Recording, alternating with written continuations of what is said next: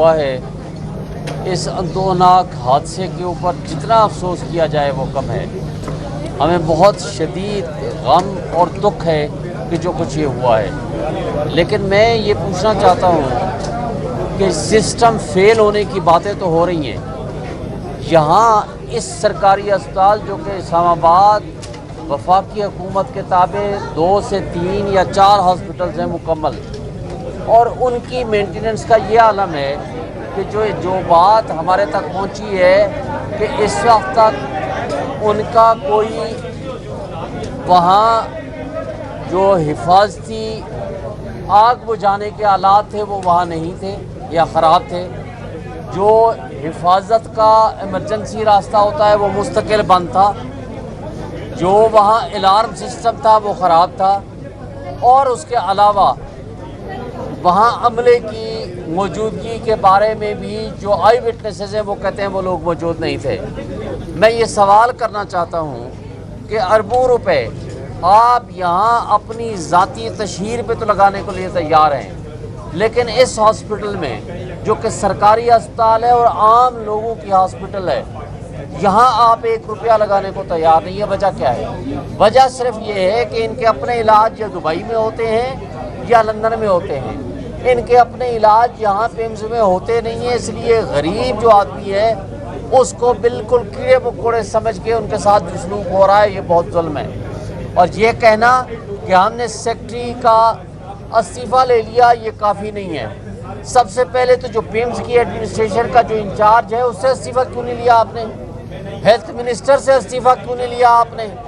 Prime minister نے استعفیٰ کیوں نہیں دیا معصوم جانوں کے اس شہادت کے اوپر؟ میں دوسری بات پوچھتا ہوں کہ یہاں کے وہ کٹ پتلی ایم این اے جو بنے پھرتے ہیں، جو ہار گئے تھے آپ سب کی آنکھوں کے سامنے، اور آج وہ منسٹر بنے پھرتے ہیں طارق فضل چودھری صاحب، اس نے استعفیٰ کیوں نہیں دیا؟ اس کی اور کیا ڈیوٹی ہے کہ یہاں کے وہ اگر اپنے آپ کو کلیم کرتے ہیں میں ایم این اے ہوں، حالانکہ وہ بہت بری طرح ہار گئے تھے، تو اس نے کیا کام کیا ہے غریبوں کے لیے؟ اصل مسئلہ کیا ہے؟ مسئلہ یہ ہے کہ یہ عام آدمی عوام کے ووٹ سے منتخب ہو کر نہیں آئے ہوئے. یہ کٹ پتلی ہیں، یہ جن کے زیر اثر فارم 47 بنایا ہے صرف ان کو خوش کرنے میں لگے رہتے ہیں اور ان کا کوئی کام نہیں ہے. پھر کہتے ہیں کہ عمران خان کو ہم یہاں علاج کرائیں گے. اس کا مطلب ہے اس کے پیچھے ساری سازش ہے، اور اس سازش میں وہ ہمارے لیڈر کو بھی لانا چاہ رہے ہیں. اچھا، یہ بات پچھلے 4 دن 5 دن سے ڈان اخبار مستقل لکھ رہا ہے کہ بھئی یہاں جس ایک مشین کے ذریعے انجیوگرافی کا ٹیسٹ کرنا تھا عمران خان کا، وہ مشین ہی خراب ہے.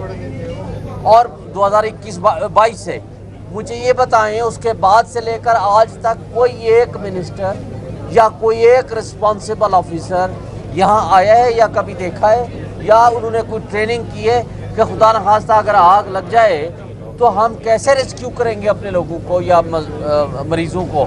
لیکن اس کا کوئی سسٹم ہے ہی نہیں. یہ سارا سسٹم کولیپس ہو چکا ہے. یہ کٹ پتلیوں کے جانے کا وقت آ چکا ہے، اور ان کے استعفیٰ لیے بغیر یہ انکوائری نہ تو مکمل ہوگی، یہ نہ درست ہوگی. یہ ایف آئی آر کٹنی چاہیے، اور یہ قتل کی ایف آئی آر کٹنی چاہیے ان تمام لوگوں کے.